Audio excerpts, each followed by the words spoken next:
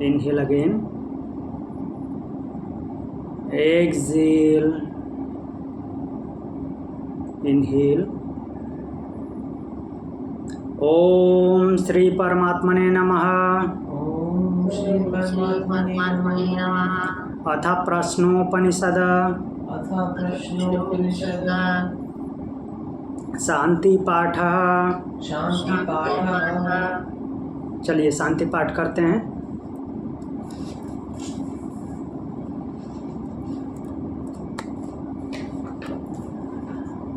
ओम भद्रं कर्णेभिः शृणुयाम देवा भद्रं पश्येमाक्षभिर्यजत्राः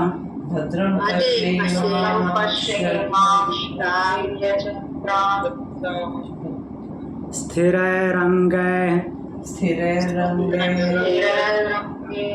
तुष्टुवांसः तनुभिर्व्यसेम देवहितं यदायुः स्वस्ति न इन्द्रो वृद्धश्रवाः स्वस्ति नः पूषा विश्ववेदाः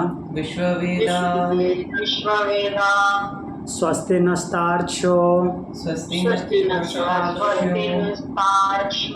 अरिष्टनेमिः स्वस्ति नो बृहस्पतिर्दधातु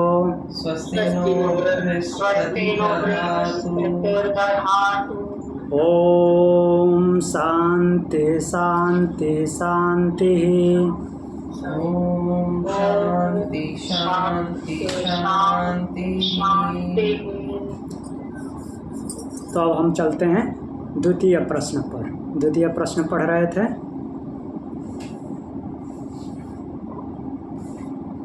द्वितीय प्रश्न में हमने 8 मंत्र देख लिए थे।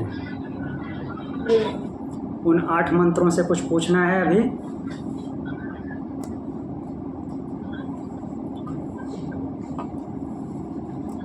क्योंकि प्रार्थना चल रही थी किसके द्वारा? इंद्रियों और मन के द्वारा। किसकी प्रार्थना हो रही थी? स्तुति कर रहे थे किसकी? प्राण की। तो अब उस प्राण की स्तुति को आगे बढ़ाते हैं। देखते हैं, लास्ट वाला मंत्र रिपीट कर लेते हैं। बोल रहे हैं, देवानामसि वह्नितमः पितॄणां प्रथमा स्वधा ऋषीणां चरितं सत्यम अथर्वांगिरसामसि। तो बोल रहे हैं कि प्राण की स्तुति करते हुए इंद्रियां और मन बोल रहे हैं कि देवताओं के लिए उत्तम अग्नि हो, अर्थात वाहक हो। हम जो देवताओं के लिए समर्पित करते हैं उसको तुम लेके जाते हो अग्नि के माध्यम से। और पितरों के लिए पहली स्वधा हो, पितरों की शक्ति हो। अथर्वा अंगिरसाम, जो अथर्वस और अंगिरस और ऋषि जो हैं, उनके अलावा और जो ऋषि हैं उनके सत्य आचरण हो, ऐसा बोलते हैं। अब आगे देखते हैं अगले मंत्र में क्या उपासना करते हैं वो। इंद्रस्त्वं प्राण तेजसा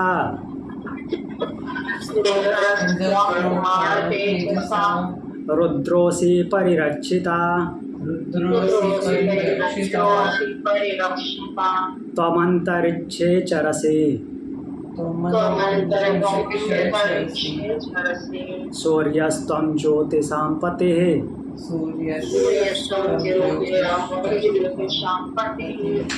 तो बोल रहे हैं कि इंद्रस्त्वं प्राण तेजसा। हे प्राण, प्राण के लिए बोल रहे हैं कि हे प्राण, त्वं तेजसा, तुम ही क्या हो? तेज हो।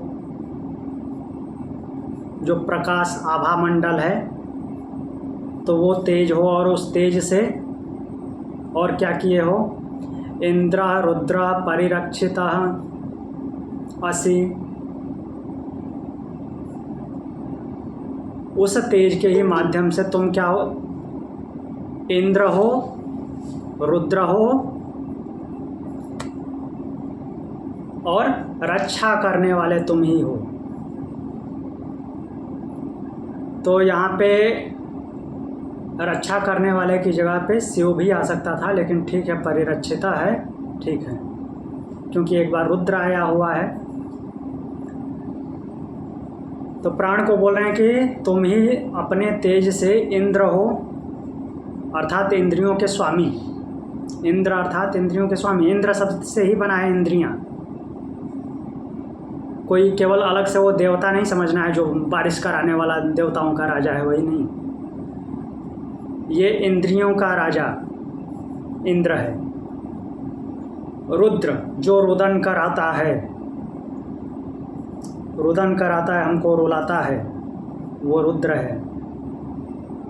तो अब बात आती है कि नहीं, रुद्र रुदन कहाँ कराता है? रुदन कराता है, उसका दो रूप है, एक शिव है, दूसरा रुद्र है। शिव रूप में वो कल्याण करता है और रुद्र के रूप में रुदन कराता है। जब प्रलय का तांडव करता है तो रुदन होता है और वैसे वो कल्याण करता है तो शिव है। परिरक्षिता रक्षा करने वाला है।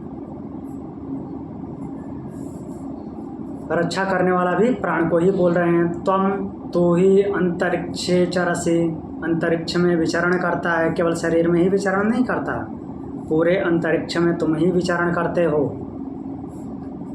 त्वम ज्योतिषाम पति है, और प्राण को बोल रहे हैं कि तुम ही ज्योतिषाम पति, जो भी ज्योति करने वाले हैं अर्थात प्रकाशित करने वाले हैं पूरी सृष्टि को।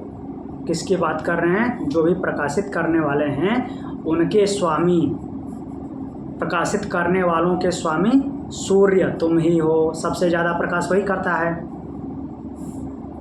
तो एक बार फिर से देखते हैं। प्राण को बोलते हैं कि तुम ही अपने तेज से इंद्र हो, रुद्र हो और रक्षा करने वाले भी तुम ही हो। इंद्र अर्थात इंद्रियों का स्वामी, रुद्र अर्थात रुदन कराता है, अर्थात जो विनाशक है। तो वो अपने हिसाब से बैलेंस करता है, लेकिन हमको दुख होता है तो हम रोते हैं। और रक्षा करने वाले भी तुम ही हो। तुम अंतरिक्षे चरसे, तुम ही अंतरिक्ष में विचरण करते हो और तुम ही ज्योति, जो ज्योतिर्गण हैं, प्रकाश फैलाने वाले हैं, उनके स्वामी सूर्य तुम ही हो। आगे बढ़ते हैं। आगे और क्या प्रार्थना हुई है?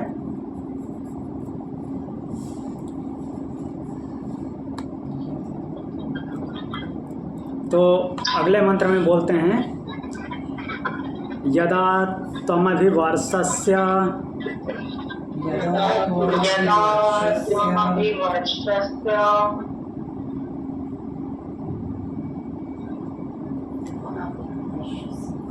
अथएमा प्राणते प्रजा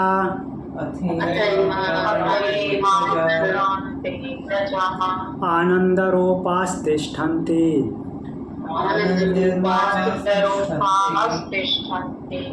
कामायान्नं भविष्यतीति।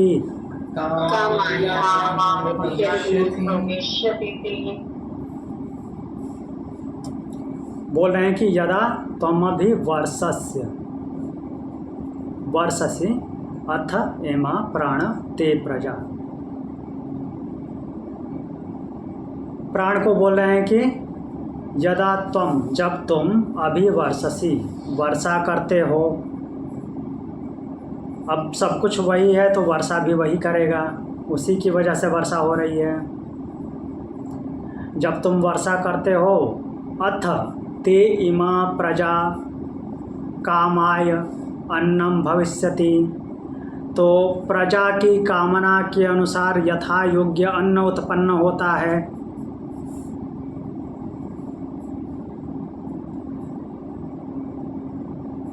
जब तुम वर्षा करते हो तो प्रजा की कामना के अनुसार यथा योग्य, जैसी कामना करते हैं वैसा अन्न उत्पन्न होता है। इति यह समझ करके आनंद रूपा तिष्ठति, आनंद रूपा तिष्ठति। तो जो प्रजा है वो क्या हो जाती है? आनंद रूपा हो जाती है, अर्थात सुखी हो जाती है। कब? जब प्राण की वजह से वर्षा होता है और वर्षा से इच्छित अन्न प्राप्त होता है। इसको भगवत गीता में अच्छे से एक्सप्लेन किया है भगवान ने। अन्नाद भवन्ति भूतानि पर्जन्यादन्न संभव।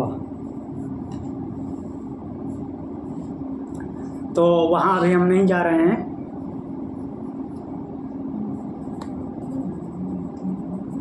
अगला मंत्र देख लेते हैं।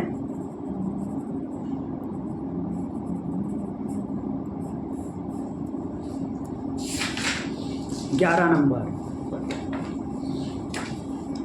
व्रात्यस्त्वं प्राणे कर्षिरत्ता,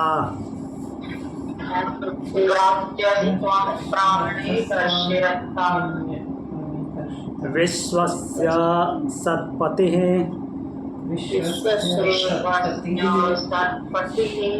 वयमाद्यस्य दातारः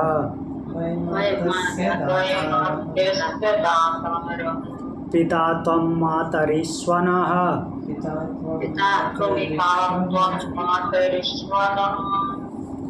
बोल रहे हैं कि व्रात्यस्त्वं प्राणे कर्षिरत्ता, विश्वस्य सत्पति। प्राण को बोले हे प्राण, तुम ही व्रात्य, एकर्षि। व्रात्य मीन्स तुम ही व्रात्य हो। तो व्रात्य के दो अर्थ आते हैं। एक जो व्रत को धारण करता है, व्रती है वो। तो वेदों में जो शब्द आया है, वेदों में जो अर्थ आया है व्रात्य के लिए, उसका मतलब जो व्रत को धारण करने वाला है वो व्रात्य है। बट उसके बाद में जो पुराणों में आता है व्रात्य, उसी व्रात्य का पुराणों में मतलब अलग हो जाता है। पुराणों में जो व्रात्य आता है उसका मतलब हो जाता है संस्कार से रहित, जो संस्कारी न हो, अर्थात जो संस्कार ग्रहण नहीं किया हो, जो कुल मिलाकर के द्विज मीन्स शिक्षा ग्रहण न किया हो, अशिक्षित हो, वो व्रात्य है पुराणों के अनुसार। और वेदों के अनुसार व्रात्य वो होता है जो संस्कारी है, व्रत को धारण करता है। तो यहाँ पे हम व्रत को धारण करने वाला ही लेंगे। तो बोल रहे हैं कि व्रात्यस्त्व प्राणे कर्षिरत्ता विश्वस्य सत्पति, तुम ही व्रात्य हो अर्थात व्रत को धारण करने वाले हो, एकर्षि एकमात्र ऋषि हो। और वयम आद्यस्य दातारा, हम लोग तुम्हें, आद्य मीन्स भोजन प्रदान करने वाले हैं। स्तुति में ये बोल रहे हैं कि प्राण को हम लोग भोजन प्रदान करते हैं। इंद्रियां चारों तरफ से ग्रहण करती हैं ना, और उसको भोजन प्रदान करती हैं। इंद्रियां मुख हैं, केवल ये हमारा जिससे खाना खाते हैं यही केवल मुख नहीं है। कान, आँख, नाक, जीभ, त्वचा सब कुछ मुख ही है। सब जो भी सेंस करते हैं। तो उससे उसको भोजन प्रदान करते हैं। और वो क्या भोगता है खाना, वो भोजन ग्रहण करने वाला है, वो खाने वाला है। विश्वस्य सत्पति, और विश्वस्य सत्पति, विश्व के वास्तव में तुम ही पति हो अर्थात स्वामी हो। मातरिस्वत्वम, पिता, और मातरिस्वत्वम न पिता, न आया है मतलब वास्तव में निश्चित रूप से। मातरिस्व अर्थात वायु के रूप में तुम ही पिता हो। पालन करने वाले हो। एक बार फिर से देखते हैं। प्राण की स्तुति करते हुए बोल रहे हैं कि तुम ही व्रत को धारण करने वाले हो, तुम ही एक ऋषि हो और हम लोग तुम्हें भोजन अर्पित करते हैं और तुम भोक्ता हो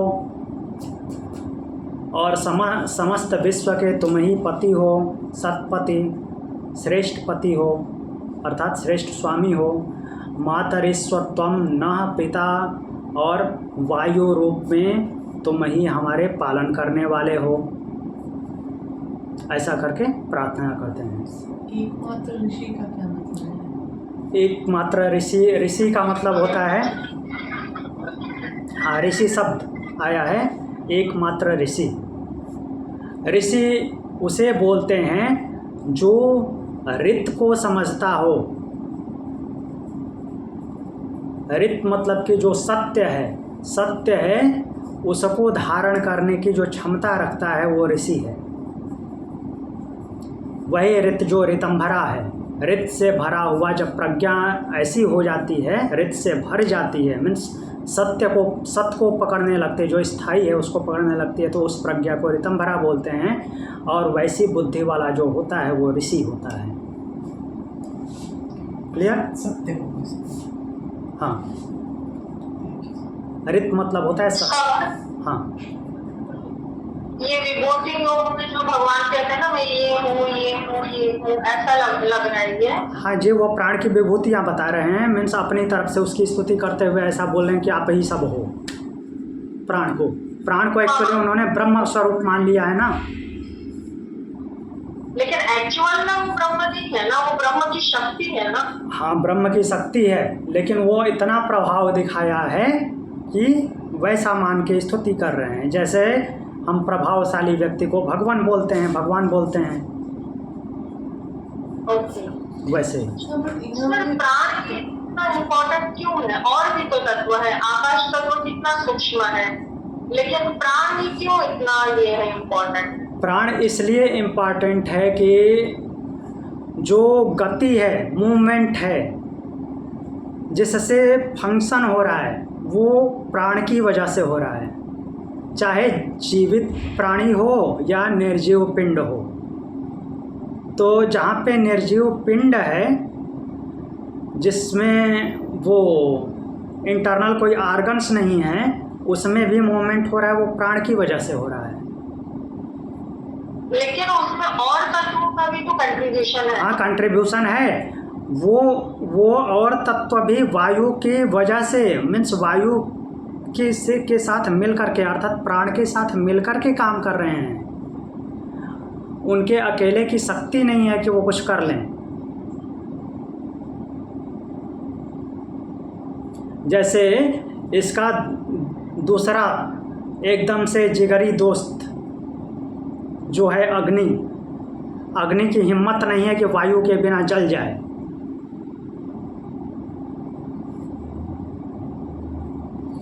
ठीक। सर एक सवाल है सर, इसी में प्रश्न 1 में हमने कहा रई और प्राण सेम लेवल पर है। अब जब पहले ऋषि ने सवाल पूछा था, अब पिपलादी ऋषि इस प्रश्न में प्राण को ऊपर ले रहे रई के। वो उसमें और इसमें कहीं पे भी वो रई को सेपरेट रखे हैं प्राण से। वो ये नहीं बोल रहे हैं कि ये जो है ये ब्रह्म है। महर्षि पिपलाद कहीं ये नहीं बोल रहे हैं कि ये प्राण जो है ब्रह्म है। वो तो इनसे स्तुति करवा रहे हैं ऐसा, क्योंकि ये डरे हुए हैं तो प्राण को ब्रह्म मान लिए हैं। हाँ, जो प्राण है वो प्रकृति का ही पार्ट है। वो कभी नहीं बोल रहे हैं कि वो प्रकृति से ऊपर हो गया। प्रकृति का ही पार्ट है, लेकिन जो बाकी प्रकृति के कंपोनेंट्स हैं उनकी तुलना में ये श्रेष्ठ है। तो रई हुई ना प्रकृति तो रई हो गई। हाँ, तो सेपरेट बॉक्स है।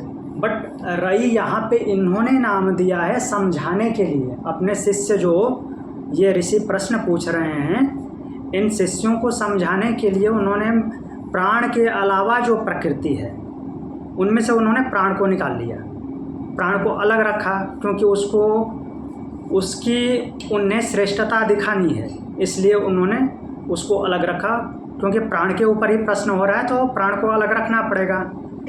और बाकी प्रकृति को उन्होंने एक नाम दे दिया रई,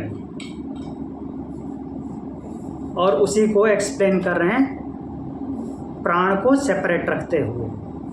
और ये बता रहे हैं कि प्राण की वजह से ही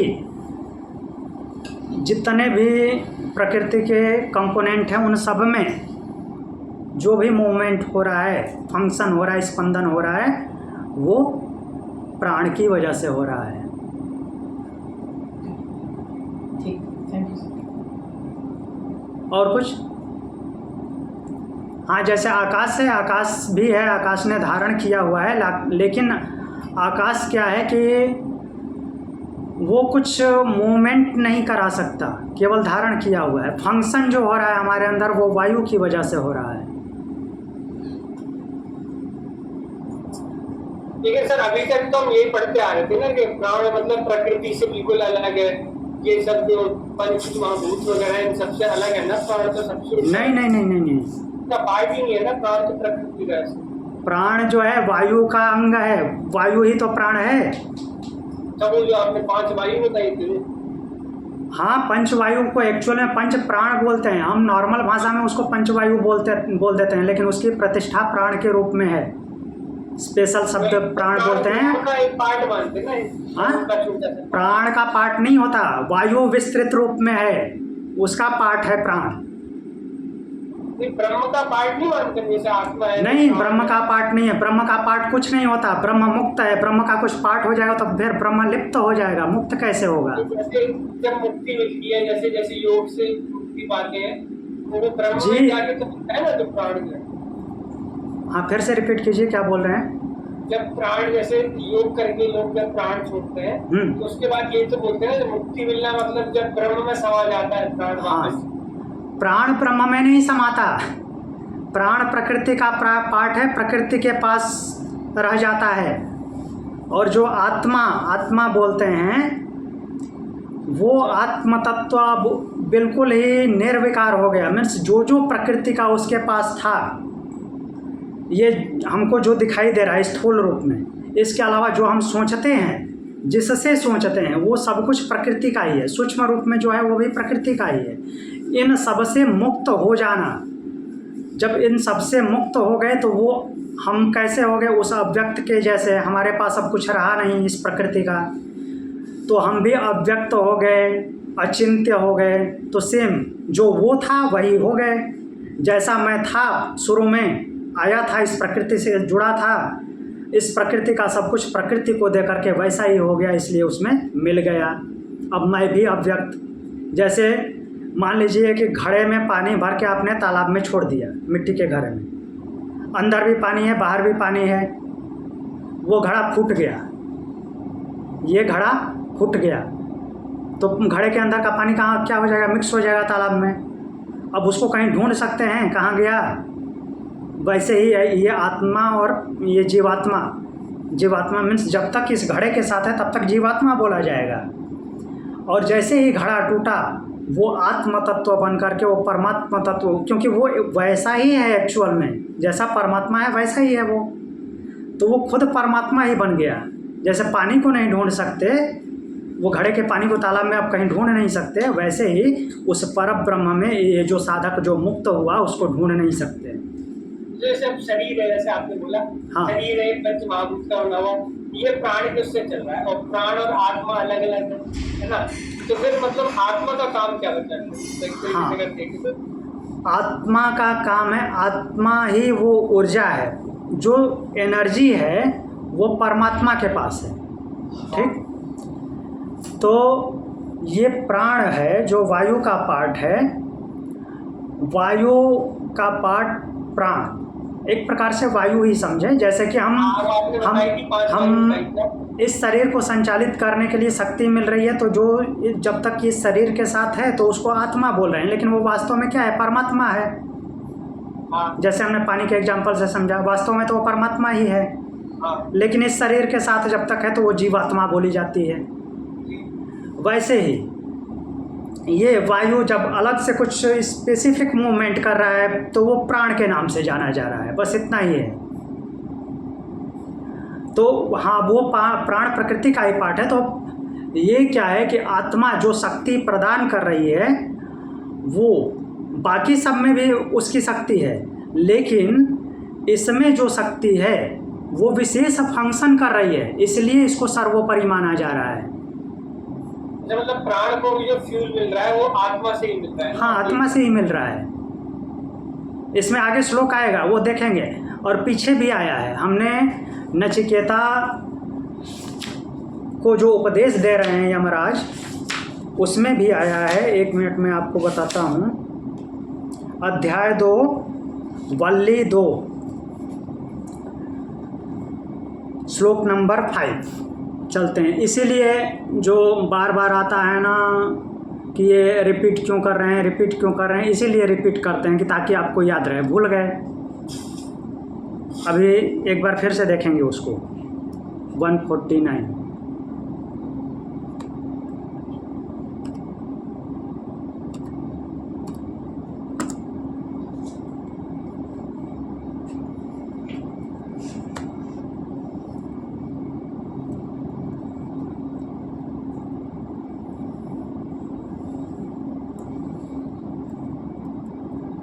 देखिए, दिख रहा है जी। उसमें भी प्राण के बारे में बात किए थे यमराज, प्राण के बारे में बात किए थे। और फिर क्या बोल रहे हैं, न प्राणेन न अपानेन मर्त्यो जीवति कश्चन इतरेण तो जीवन्ति यस्मिन्नेतावुपाश्रितौ न प्राणेन न अपानेन मर्त्यो जीवति कश्चन। कोई भी ना तो प्राण की वजह से जीता है, ना अपान की वजह से जीता है। सीधे सीधे बोल रहे हैं। प्राण की प्रतिष्ठा, प्राण अपान की प्रतिष्ठा उन्होंने भी की है, लेकिन उसके बाद फिर नचिकेता के दिमाग में डाल रहे हैं, न तो कोई प्राण की वजह से जीता है, न ही अपान की वजह से जीता है। इतरेण तो जीवंती, जिसकी वजह से जीता है वो तो इनसे इतर है, वो इनसे अलग है, जिस आत्म तत्व की वो विवेचना कर रहे हैं। यस्मिन नेता उपाश्रितौ, यस्मिन एता उपाश्रितौ, जिसका ये दोनों आश्रय लेते हैं, जीवन शक्ति वो है। क्लियर? जी, हो गया। अब चलें अपने मूल पाठ पे।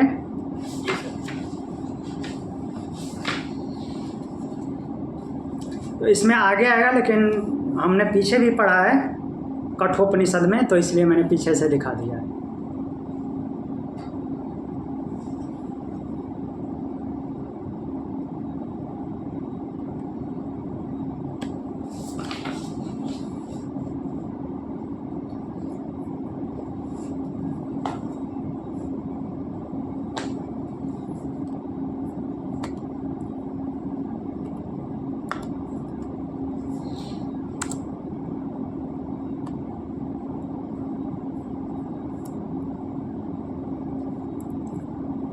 तो हम देख रहे थे 11 नंबर देखे थे। 12 नंबर अब देखते हैं। 12वां श्लोक। या ते तनुर्वाची प्रतिष्ठिता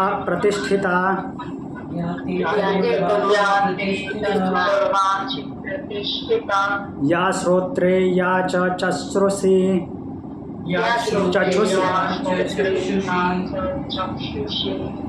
या च मनसि संतता शिवां तां कुरुमोत्क्रमे।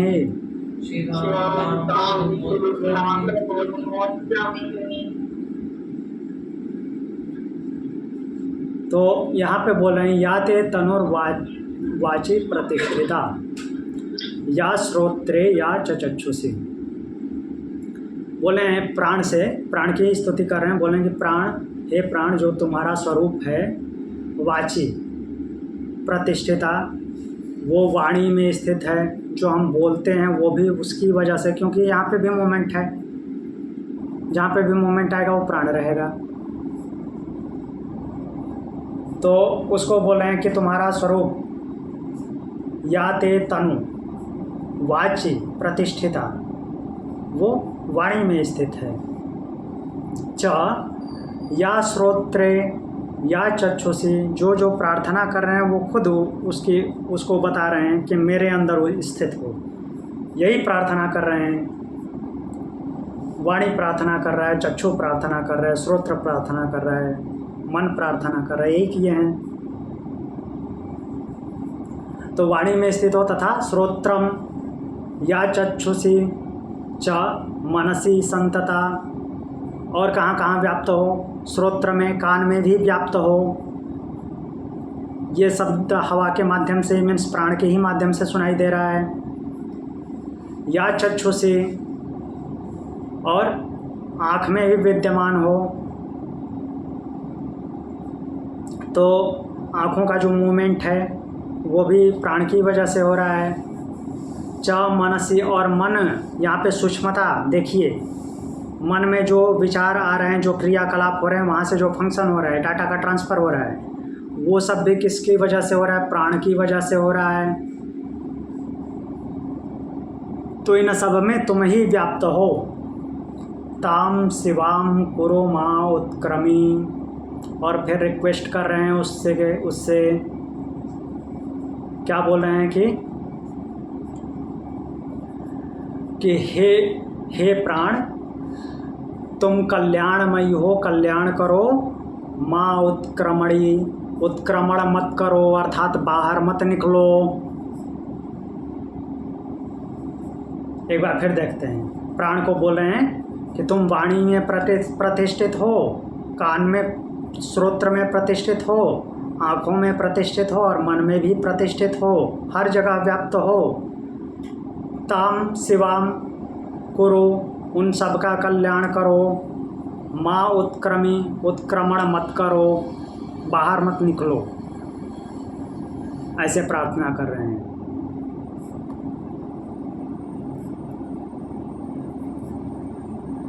तो एक और लास्ट मंत्र है, इसमें देख लेते हैं।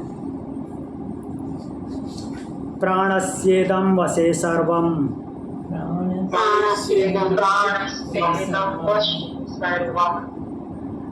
त्रिदिवे यत् प्रतिष्ठितं,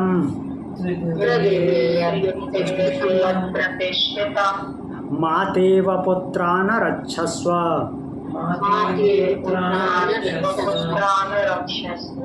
श्रीश्च प्रज्ञां च विदेहिन इति।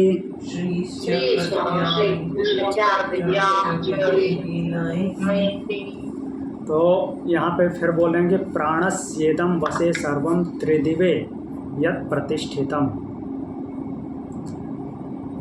तो इदम, यह जो दिखने वाला जगत है, यत् त्रिदिवे, और जो तीन दिवे मीन्स तीन लोक हैं, हमसे ऊपर के लोग, हमसे नीचे के लोग, और ये वाला लोग, इस तरह से। क्योंकि ये उपनिषद की भाषा है, ब्रह्म विद्या है, इसमें डायरेक्टली ऐसे स्वर्ग, मृत्युलोक, पाताल लोक ऐसे बोलना उचित नहीं है। तो क्योंकि वो क्या है कि वो सकाम कर्म की भाषा है, वो बुरा नहीं है, लेकिन वो ब्रह्म विद्या की भाषा नहीं है। तो इसलिए हम उस त्रिलोक को, त्रिदिव्य को, हमसे ऊपर के लोग, हमारा लोक, और हमसे नीचे के लोग ऐसे बोलेंगे। प्रतिष्ठितम, तो इन सब जगह पे तुम ही स्थित हो। ये सब कुछ जो दिख रहा है, इन सब जगह पे तुम ही हो। सर्वम प्राणस्य, और क्या बोलते हैं, सर्वम प्राणस्य वसे, ये तीनों लोक में जो कुछ भी है सब कुछ प्राण के ही अधीन है। प्राण के बिना कोई कुछ भी नहीं कर सकता। माता पुत्रानैव रक्षस्व, तो जैसे माता अपने पुत्र की रक्षा करती है, वैसे ही आप हमारी रक्षा करो, प्राण को बोल रहे हैं। प्राण की स्तुति करते हुए ये लोग बोल रहे हैं कि जैसे माता अपने पुत्र की रक्षा करते, पुत्र मतलब संतान, संस्कृत में पुत्रान शब्द ही आता है, संतति बहुत कम जगह आता है। तो जैसे माता अपनी संतान की रक्षा करती है वैसे ही तुम हमारी रक्षा करो। च न श्रीः च प्रज्ञां विधेहि। नह शब्द आया है, केवल न नहीं है, नह है। नह जो आता है पीछे बिंदी लग जाती है तो वो निश्चितार्थक अर्थ में हो जाता है, निश्चित रूप से। और केवल ना आया तो मना कर रहा है, मीन्स नहीं, ऐसा नहीं। तो न श्री च प्रज्ञां विधेहि, हमें श्री अर्थात संपत्ति अर्थात समृद्धि प्रदान करो। और क्या प्रदान करो? प्रज्ञा, बुद्धि। वो प्राण से बोल रहे हैं। अब प्राण श्री और बुद्धि थोड़ी प्रदान करता है, लेकिन उसको किस रूप में स्वीकार करके स्तुति कर रहे हैं? ब्रह्म के रूप में, इसलिए उससे ऐसा कर रहे हैं, बोल रहे हैं कि तुम मुझे हमको समृद्धि और बुद्धि प्रदान करो। इति, जो इति शब्द आया है लास्ट में, इति का मतलब कि यहीं पे यह संवाद समाप्त होता है, अर्थात यह प्रश्न यहीं पे पूर्ण होता है।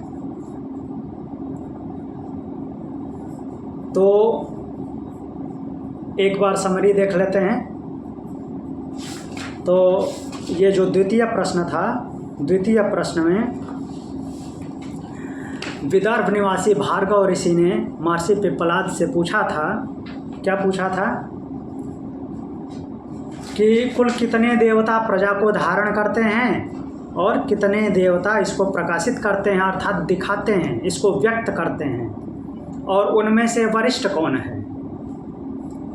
तो महर्षि पिप्पलाद ऋषि भार्गव को समझा रहे हैं, उत्तर दे रहे हैं। वे बताते हैं पंच महाभूतों के बारे में बताते हैं, इंद्रियों के बारे में बताते हैं, मन के बारे में बताते हैं, और बोलते हैं कि यही देवता इसको धारण करते हैं और प्रकाशित करते हैं। फिर अब वरिष्ठ कौन है प्रश्न ये आता है। 3 प्रश्न आता था, 3 प्रश्न में से 2 वो दे दिए। एक वरिष्ठता का है, वरिष्ठता में ये आपस में उलझ जाते हैं, झगड़ने लगते हैं। सभी बोलते हैं कि मैं इस शरीर को धारण करता हूँ, मैं आश्रय देता हूँ, तो मैं वरिष्ठ हूँ, क्योंकि अपने अपने हिसाब से सबको यही लगता है कि मैं धारण करता हूँ। अग्नि जो है तेज प्रदान करती है, खाना पचाती है, ये सब, लेकिन वो सब किसकी वजह से हो रहा है वो आगे समझ में आ जाता है। वो जो कुछ भी कर रहे हैं वो प्राण के बिना नहीं कर सकते। तो ये आपस में उलझे हुए हैं। तो बीच में प्राण बोलता है कि मोह में मत पड़ो तुम लोग, व्यर्थ में मोह में पड़े हुए हो। मैं ही 5 भागों में विभाजित करके इस शरीर को आश्रय प्रदान करता हूँ और धारण करता हूँ, अतः मैं श्रेष्ठ हूँ। तो फिर इनको अश्रद्धा होती है। तो जब अश्रद्धा हुई अर्थात विश्वास नहीं हुआ, जब अश्रद्धा हुई तो एक्सेप्टेंस नहीं है, सीधी सी बात है। और अश्रद्धा नहीं होगी तो कितना भी वो बोल ले स्वीकार नहीं होगा, जब तक कि कुछ ऐसा प्रमाण न दे दे कि मैं ही हूँ। भगवान भी बोलते हैं श्रद्धावान लभते ज्ञानम, श्रद्धावान जो है उसी को ज्ञान प्राप्त होता है। जिसके पास श्रद्धा ही नहीं है, जहाँ पे गया है और जो प्राप्त करना है उसको, उसमें वो श्रद्धावान नहीं है, उसकी कोई श्रद्धा ही नहीं है, निष्ठा ही नहीं है, वो प्राप्त ही नहीं होगा। प्राप्त करने के लिए पहले उसमें श्रद्धा होनी जरूरी है। तो इसलिए अब अश्रद्धा हो गई इनको, तब प्राण को श्रद्धा दिलानी पड़ेगी, मीन्स श्रद्धा पैदा करनी पड़ेगी कि देखो हाँ वास्तव में मैं ही श्रेष्ठ हूँ। तो क्या करता है कि अपने आप को शरीर से बाहर निकालने लगता है, दिखाता है अपना प्रभाव। तो उसके साथ साथ ये सब के सब बाहर निकलने लगते हैं। फिर अचानक से वो रुक जाता है, फिर वहीं पे ये भी रुक जाते हैं। और ये क्रिया ऐसे ही होती है जैसे मधुमक्खी से वो जो रानी मक्खी उड़ती है, जिसमें इसको मधुकर राज लिखा है, मधुकर राज उड़ता है, तो वैसे ही सारी मधुमक्खियाँ उड़ जाती हैं और जहाँ बैठता है वहीं पे वो बैठने लगती हैं। वैसे ही प्राण जब निकलने लगा तो सारे लोग निकलने लगे, जैसे ही रुका वो रुक गए। तो उनको समझ में आ गया हाँ इसी की वजह से सब कुछ हो रहा है। तो अब उनकी प्राण में श्रद्धा हो गई, और जब श्रद्धा हो गई तो ये उस प्राण की स्तुति करने लगे, उसकी प्राण की प्रतिष्ठा करके, अर्थात उसको ब्रह्म स्वरूप मान करके स्तुति करने लगे। वही स्तुति हमने पढ़ी थी। क्या क्या बोल रहे हैं, यहाँ तक कुछ पूछना है? सर इन शॉर्ट अगर श्लोक 2:1 में जाए तो पंचमहाभूत का 5 प्रजा धारण करते हैं, वो फर्स्ट पार्ट का आंसर हो गया। इनको कौन प्रकाशित करता है? प्राण। वरिष्ठ कौन है? प्राण। सिंपल सी। हाँ, तो वही पंचमहाभूत इंद्रियों और मन की बात किए हैं। तो इनको एज ए डाइटी, देवता मान करके धारण करने वाला बताए हैं। और चूँकि जो कुछ भी हमको देने वाले हैं, प्रदान करने वाले हैं, उनको हम सबको हम देवता मानते हैं। तो यहाँ तक कुछ पूछना है तो पूछिए, नहीं तो द्वितीय अध्याय पूर्ण करते हैं। सर मन को जो गति प्राप्त है वो भी प्राणों से प्राप्त है। हाँ, प्राण की गति है। तो फिर मन की गति जो हम कहते हैं ना, मन की गति सबसे ज्यादा है, तो मन से भी अधिक गतिमान प्राण है। मन से अधिक गतिमान प्राण नहीं है, वो सब में इन्वॉल्व है। जो कुछ भी फंक्शन करेगा वो प्राण की वजह से करेगा। मन से ज़्यादा गतिमान तब माना जाएगा जब वो मन से पहले ही कहीं उपस्थित हो, उसको उसके क्रियाकलाप के लिए वो गति प्रदान, उसका काम है मूव करना, तो मूव करने की शक्ति प्राण से मिल रही है। ये है।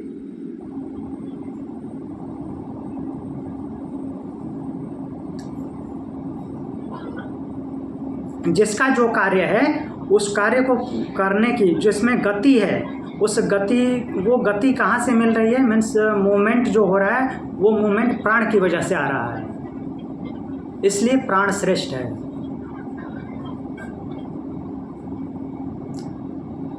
इसका मतलब ये नहीं हुआ कि अपने आप में गति है।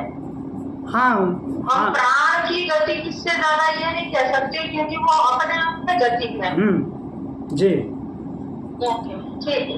और जिसको गति की ज़रूरत है वहाँ पे वो गति जो प्राप्त हो रही है वो प्राण की वजह से हो रही है, अर्थात वायु की वजह से हो रही है।